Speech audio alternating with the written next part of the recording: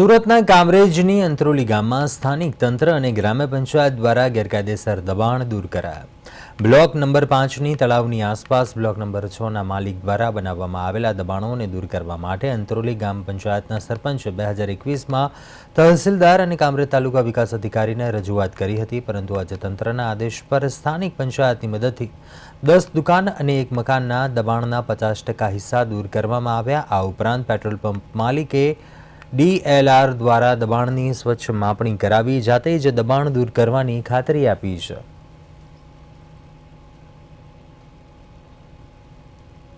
આપણે અત્યારે ઊભા છે એ બ્લોક નંબર 5ના તળાવના દબાણ હેઠળ ઊભા છે,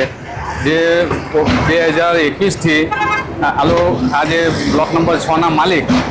એ દબાણ કરેલ હતું અને મેં DDO સાહેબને, કલેક્ટર સાહેબને, DDO સાહેબને અને મામલતદાર સાહેબને વારંવાર રજૂઆત કર્યા પછી આજે 7/1/2024ના રોજ અમને ઓર્ડર મળેલો, જેનું મેં ડિમોલેશનનું કામ ચાલુ છે હાલમાં। અને પેટ્રોલ પંપના માલિકે અમને એક એવી ખાતરી આપી છે કે લેખિતમાં ખાતરી આપી છે કે હું DLRમાં માપણી કર્યા પછી અત્યારે 50%